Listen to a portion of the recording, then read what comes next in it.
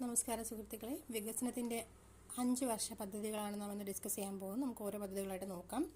ജവഹർലാൽ നെഹ്റുവിൻ്റെ നേതൃത്വത്തിലുള്ള പ്രഥമ മന്ത്രിസഭയുടെ വലിയ ദൗത്യമായിരുന്നു സാമ്പത്തിക അടിത്തറയില്ലാത്ത സ്വതന്ത്ര ഇന്ത്യയുടെ വികസനം.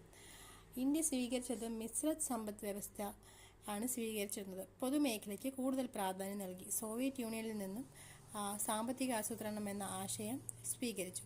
1950 മാർച്ച് 15 ആസൂത്രണ കമ്മീഷൻ നിലവിൽ വന്നു. അപ്പോൾ ആസൂത്രണ കമ്മീഷൻ നിലവിൽ വന്നത് 1950 മാർച്ച് 15 പ്രധാനമന്ത്രി ജവഹർലാൽ നെഹ്റു ആയിരുന്നു അധ്യക്ഷൻ. ഗുസരിലാൽ നന്ദ ഉപാധ്യക്ഷനും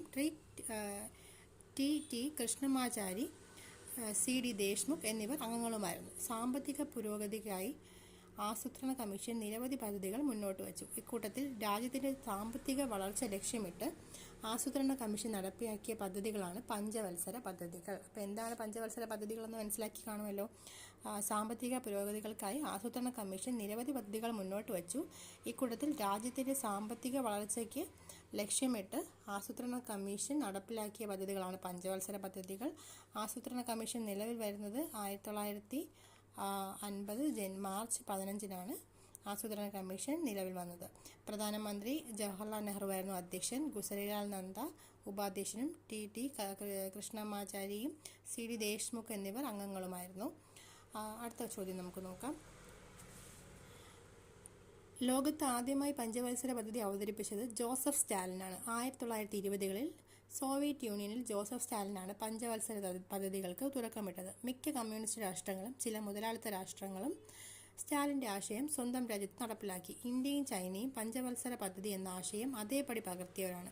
എന്നാൽ 11ാം പഞ്ചവത്സര പദ്ധതി മുതൽ 2010 ചൈന പദ്ധതി എന്നതിൽ നിന്ന് മാറി മാർഗനിർദ്ദേശങ്ങൾ എന്ന തരത്തിൽ ഇതിനെ നാമകരണം ചെയ്തു.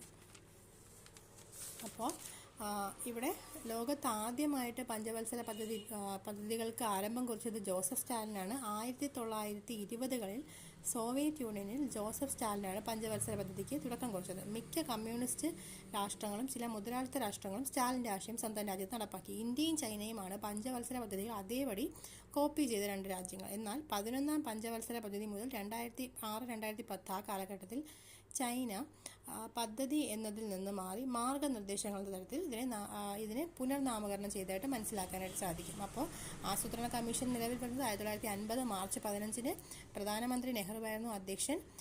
ഗുസരിലാൽ നന്ദ ഉപാധ്യക്ഷനും ടി കൃഷ്ണമാചാരി, സി.ഡി. ദേശ്മുഖ് എന്നിവർ അംഗങ്ങളുമായിരുന്നു.